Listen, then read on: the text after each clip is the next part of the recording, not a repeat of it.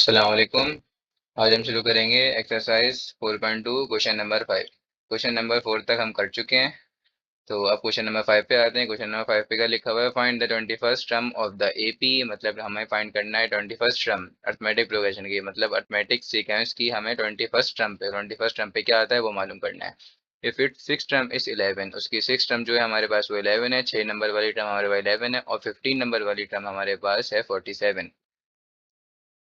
तो सबसे पहले हम आते हैं क्वेश्चन की स्टार्टिंग पर। मैं लिखता हूँ यहाँ पे क्वेश्चन नंबर 5 और डेटा बनाता हूँ उसका। तो हमें कहा क्या कहा गया था? हमें निकालना है A21। A21 means term number 21 find करनी है। उसके बाद हमें A6 दी हुई है, वो दी हुई है 11। और उसके बाद क्या दिया हुआ है हमें? A15 दी हुई है जो कि दी हुई है 47, मतलब टर्म नंबर 15 दी हुई है। सही है। तो अब आगे आते हैं। सबसे पहले आपको करना है क्या इसमें? आपको यहाँ पे सबसे पहले तो फॉर्मूला लिखना है। हमें ये फॉर्मूला पता है, ठीक है। अर्थमेटिक प्रोग्रेशन का हमें ये फॉर्मूला स्टार्टिंग से पता है, हम करते हुए आ रहे हैं। अब एक बात नोट करो, इस फॉर्मूले के मुताबिक हमें भाई यहाँ पे ना ए की वैल्यू पता है ना ही डी की वैल्यू पता है, ठीक है।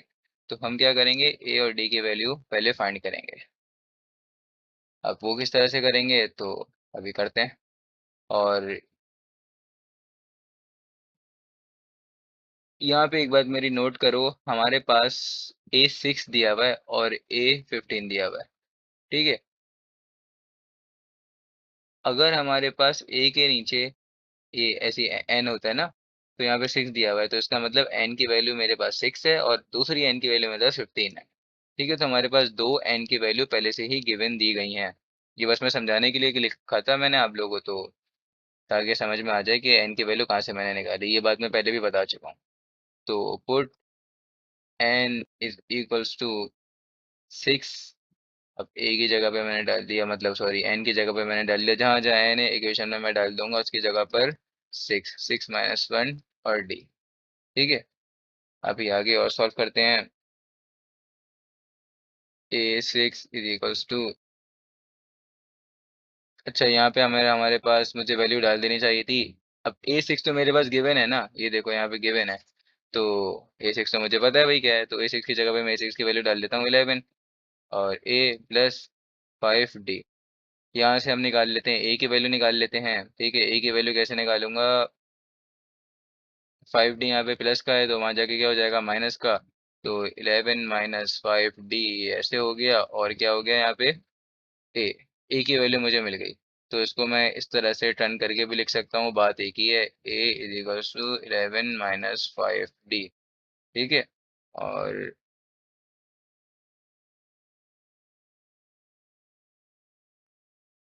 ये बन गई मेरे पास इक्वेशन 1, ठीक है। मर्जी ये इक्वेशन 1 बनाना है बनाओ, नहीं बनाना नहीं बनाओ, कोई बात नहीं है। अब देखो भाई, उसके बाद हमें A15 की भी वैल्यू दी गई थी, ठीक है। तो अब जैसे पहले मैंने एन की जगह पे 6 पुट किया, अब एन की जगह पे क्या पुट करूंगा? एन की जगह पे पुट करूंगा 15। तो A15 जहाँ जहाँ एन है, इसमें जहाँ जहाँ एन है वहाँ वहाँ पुट कर दूंगा 15। एन की जगह 15 डाल दिया, A+15 - 1 और डी आ गया, ठीक है। A15 की जगह A15 की वैल्यू हमें पता थी, A15 की वैल्यू क्या है अभी देख लेते हैं। A15 की वैल्यू थी 47, ठीक है। तो A15 की जगह पे मैंने लिख दिया 47। और ए की जगह पे क्या लिखूंगा? ए की जगह पे ये वाली वैल्यू डाल दूंगा, लेकिन अभी नहीं, अभी थोड़ा सा मैं सॉल्व कर दूं। कैसे सॉल्व करूं थोड़ा सा? 14D। अब यहाँ पर ए की वैल्यू अगर पुट कर दूंगा तो मेरे पास ए हट जाएगा और मुझे डी का आंसर मिल जाएगा, ठीक है। तो इसके आगे लिख रहा हूँ यूजिंग 1। आगे लिखना है तो लिख दो वी गेट, वरना कोई मसला नहीं है। 47 इज इक्वल्स टू ए की जगह पे जहाँ जहाँ ए था मैंने, मतलब सॉरी ए की जगह ये आएगा 11 - 5D +14D, ठीक है। ब्रैकेट के बाहर कुछ नहीं लिखा हुआ, प्लस है तो प्लस से साइन मल्टीप्लाई होती है तो सेम ही आंसर आता है। अच्छा, ब्रैकेट बनाना जरूरी भी नहीं है, मैंने इस वजह से बना दिया कि आप अपनी आदत बना लो, क्योंकि जब भी हमारे पास कोई सी भी वैल्यू पुट होती है ना, आप ब्रैकेट डाल के ही पुट करो। क्यों? अगर बाहर माइनस की साइन लिखी होती है तो अब देखो, अब साइन चेंज होगी या नहीं होगी। यहाँ पे -11 हो जाएगा, लेकिन माइनस माइनस प्लस, यहाँ +5d हो जाएगा। ठीक है, तो इस बात का हमेशा ख्याल रखा करो। 47 इक्वल्स टू, ब्रैकेट खोल दिया, बाहर प्लस था तो कुछ भी नहीं, बिल्कुल सेम टू सेम ही रहेगा, 14d। इसका आंसर मेरे पास आ गया। 14 में से अगर मैं 5 माइनस करूँ तो ये बचता है 9। ठीक है, ये 9d हो गया। अब ये दोनों तो आपस में प्लस माइनस नहीं हो सकते, लेकिन यहाँ प्लस का 11 है तो दूसरी तरफ जाके क्या हो जाएगा, माइनस का 11 हो जाएगा। तो इसको मैं दूसरी साइड पे शिफ्ट कर दे देता हूँ। 47 माइनस का 11 इज इक्वल्स टू माइनस का 9d। ठीक है, अब क्या करता हूँ भाई मैं, 47 माइनस 11 का आंसर मेरे पास बनता है, क्या बनता है, 36, और माइनस का 9d। ठीक है, अब 9 यहाँ मल्टीप्लाई हो रहा है, वहां जाके क्या हो जाएगा, डिवाइड हो जाएगा। तो इसको डिवाइड कर देते हैं। अच्छा, यहाँ पे मुझसे एक मिस्टेक हो गई, ये प्लस की साइन आएगी। ठीक है, प्लस की साइन क्यों आएगी, खैर यहाँ पे तो अब लिखता ही नहीं हूँ, हटा देता हूँ, मैंने ध्यान नहीं दिया। देखो भाई, हमेशा जब भी प्लस माइनस हम कर रहे होते हैं ना, तो हमें बड़े बड़े नंबर की साइन आती है, प्लस माइनस माइनस और बड़े नंबर की साइन आती है। तो बड़ा नंबर मेरे पास क्या था, बड़ा नंबर मेरे पास था 14। तो मैंने जल्दबाजी में दरअसल यहाँ पे साइन की मिस्टेक कर दी। तो इसके आगे तो सब समझ में आ चुका होगा। अब यहाँ पे 9 और डी आपस में क्या हो रहे हैं, मल्टीप्लाई हो रहे हैं, तो वहां जाके हमारे पास डिवाइड हो जाएगा। और डी का आंसर मेरे पास आ गया, d is equals to 4। D का आंसर मुझे मिल गया। ठीक है, अब डी का आंसर मिल गया। अब इस डी के आंसर को, अगर हमें ए का आंसर मिल गया था, लेकिन ए का आंसर मुझे मिला था इन टर्म्स ऑफ डी। ठीक है, अब ए का आंसर निकालूंगा, नॉर्मल नंबर्स में निकालूंगा ए का आंसर क्या आता है। ठीक है, वो ए का फाइनल आंसर नहीं था, ए का फाइनल आंसर अब निकलेगा। अब इसको लिख देते हैं भाई, पुट इन 1। तो 1 मेरे पास क्या थी, अभी देख लेते हैं। ये रही 1 लिखी हुई है मेरे पास, क्या लिखी हुई है, a is equals to 11 minus 5d। अब इसमें क्या करना है मुझे, 11 माइनस 5, और डी की जगह पे मुझे डालना था 4। डाल दिया। अब इसको सॉल्व करते हैं फर्दर, और हमारे पास ए की वैल्यू भी मिल जाएगी। तो ए की वैल्यू मेरे पास आ रही है 11 माइनस 5, 5 4 20, हमारे पास आ रही है -9। ठीक है, ए का भी आंसर मुझे फाइनलाइज हुआ हुआ मिल गया। अब तो कुछ नहीं, अब तो बहुत ईजी है। ठीक है, क्वेश्चन में क्या बोला गया था, फाइंड करो टर्म नंबर 21। ठीक है, तो बस टर्म नंबर 21 फाइंड करना है। अर्थमेटिक प्रोग्रेशन का फॉर्मूला लगाओ, जो हमारे पास फॉर्मूला था, क्या था formula, a n is equals to a plus bracket n minus 1 d. ठीक है, तो इसमें एन की वैल्यू क्या पुट करूंगा, put n is equals to 21, क्योंकि हमें टर्म नंबर 21 मालूम करनी है। तो ए 21 इज इक्वल्स टू, ए की वैल्यू अभी ऊपर निकाली है मैंने, -9। और एन की वैल्यू क्या होगी, 21 माइनस 1, और डी की वैल्यू भी अभी ऊपर फाइंड की है मैंने, जो कि आई है 4। इस तरह से मेरे पास टर्म नंबर 21 का आंसर आ गया। इसको कैलकुलेटर में मैं सॉल्व करता हूँ। इसका आंसर मेरे पास आ गया 71। ठीक है,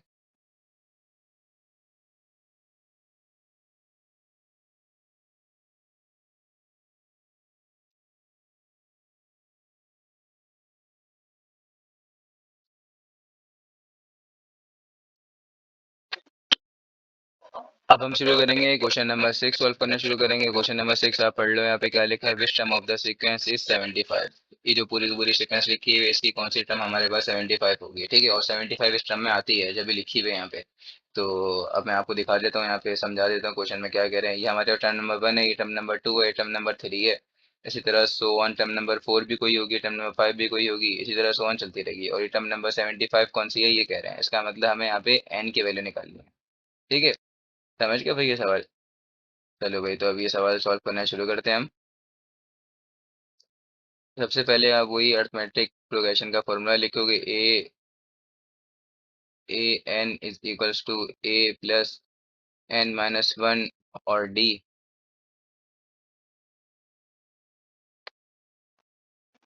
यहाँ से आपके पास ए का आंसर क्या आया? ए आपको हमेशा पता है कि ए हमारे पास टर्म नंबर पहली होती है, मतलब जो फर्स्ट नंबर पे लिखा होता है वो हमारे पास ए होता है। इसको बेसिकली ए वन भी कहते हैं हम। ठीक है, तो ये हो गया -15। और उसके बाद ये जो डी है, डी भी, और डी भी नहीं पता है ना, ए भी नहीं पता, तो डी भी फाइंड करेंगे। डी भी ऐसे ही आ जाएगा। किसने का नहीं पता है? डी तो पता है हमें, T2 - T1।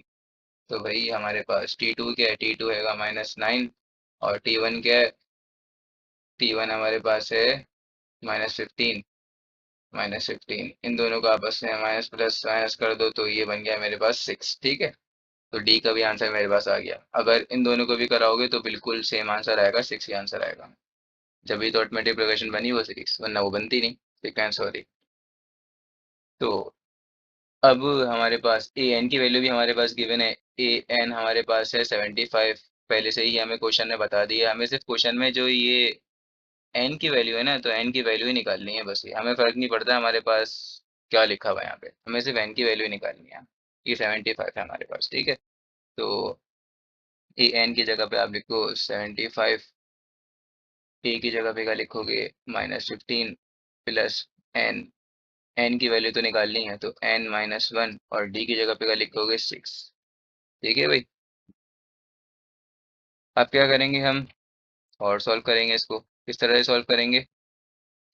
अब हमारे पास होगा यहाँ पे 75। अभी भी 15 को वहां पे ले जा सकते हो, वरना बाद में ले जाना। बाद में ले जाएंगे चलो। अभी 6 यहाँ पे इन दोनों से क्या हो रहा है? मल्टीप्लाई हो रहा है। इससे भी हो रहा है, इससे भी हो रहा है, तो दोनों से करवा देते हैं। 6n - 6 हुआ। उसके बाद 75 = -15। और अच्छा, -15 और -6 अगर आपस में सॉल्व हो जाएगा तो क्या आंसर आएगा? -21। ठीक है, ये दोनों हो रहे हैं आपस में, ये दोनों सही है। अब -21 और 6n आपस में सॉल्व नहीं हो सकते, तो -21 यहाँ पर है, दूसरी तरफ जाके क्या हो जाएगा? +21। ठीक है, अब क्या होगा? 75 + 21, 75 + 21 का आंसर होता है मेरे पास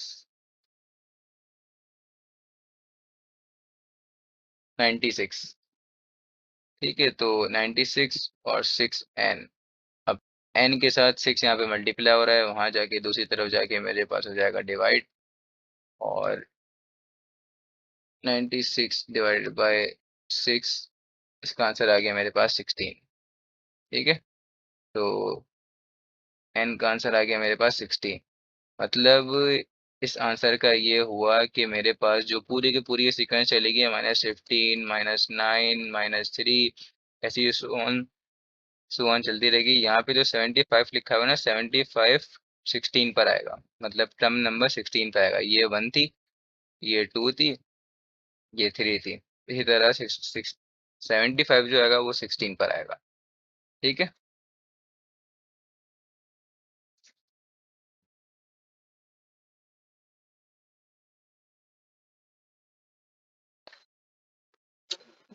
अब मैंने आपके साथ जो पार्ट बी था उसका सॉल्यूशन शेयर कर दिया है, क्योंकि बिल्कुल सेम था, कोई डिफरेंस नहीं था उसमें। तो आप यहाँ पे देख सकते हैं, और देख के यहाँ से कॉपी कर लीजिए। उसके बाद पार्ट सी। पार्ट सी पे बिल्कुल सेम वैसी का वैसी ये। ठीक है, तो पार्ट,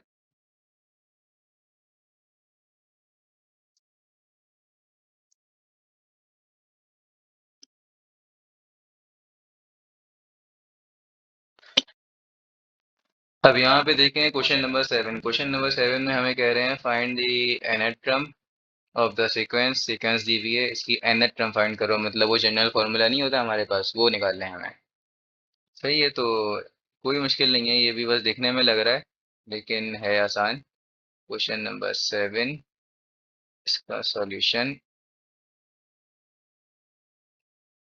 अब देखो भाई, सबसे पहले हमें क्वेश्चन में गिवन दिया गया है, जो सीक्वेंस दी गई है वो मैं आपके सामने लिख देता हूँ। ये इसकी फर्स्ट टर्म है। अब मैं लिख रहा हूँ इसकी सेकंड टर्म, टर्म नंबर 2। अब मैं लिख रहा हूँ इसकी टर्म नंबर 3। ठीक है, थर्ड टर्म। अब देखो भाई, यहाँ पर हमारे पास ये 1 थी टर्म नंबर 2 थी, टर्म नंबर 3 थी। इसमें एक बात नोट करो। बात क्या है नोट करने वाली है कि हमारे पास जो डिनोमिनेटर में नंबर आ रहे हैं ना, डिनोमिनेटर में वो बिल्कुल सेम है। कोई फर्क नहीं पड़ रहा, मतलब इस टर्म में हमारे वो सॉरी इस सीक्वेंस में हमारे पास आगे जो भी होगा ना, आगे जितने भी हमारे पास टर्म्स आएंगे सबके नीचे डिनोमिनेटर में हमारे पास क्या आएगा, 7 7 7 ही आएगा। तो 7 से कुछ फर्क पड़ नहीं रहा, हमें जो देखना है वो मेन चीज देखनी है, न्यूमरेटर वाली। ठीक है, तो मैं यहाँ पे लिख देता हूँ।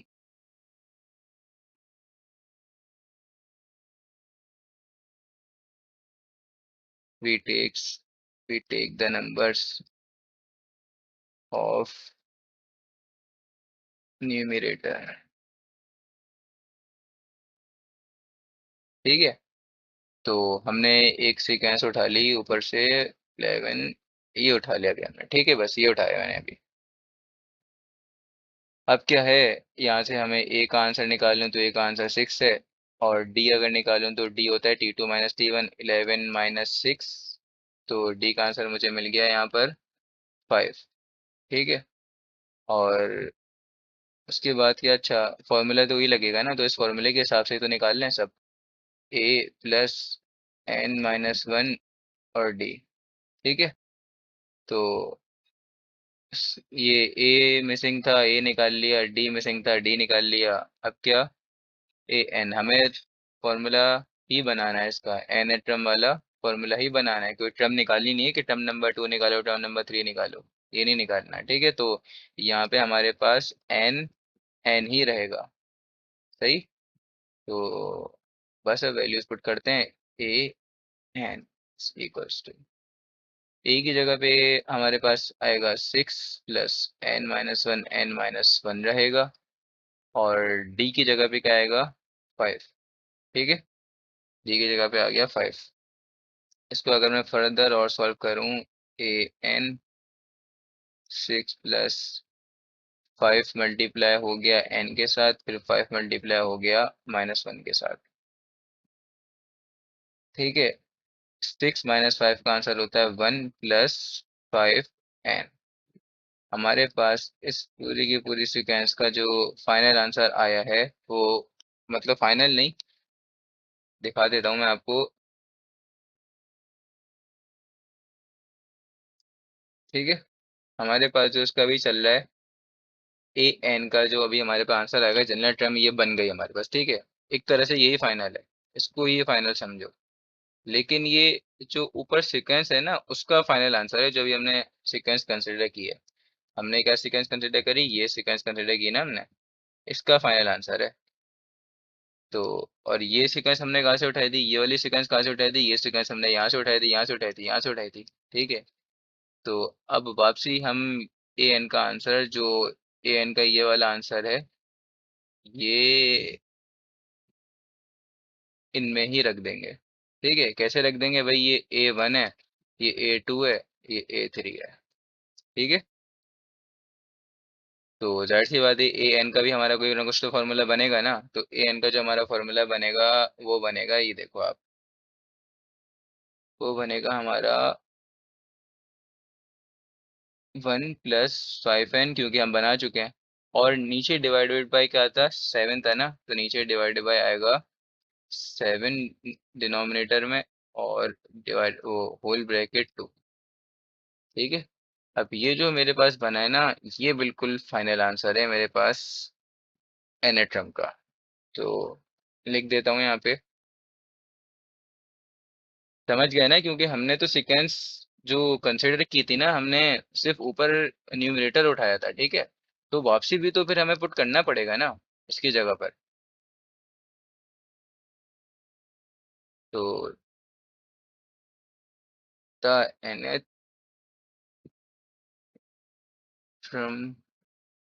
Of the sequence is 1 + 5 n divide by 7 whole bracket square. ठीक है, ये हमारे पास फाइनल आंसर बना है इसका।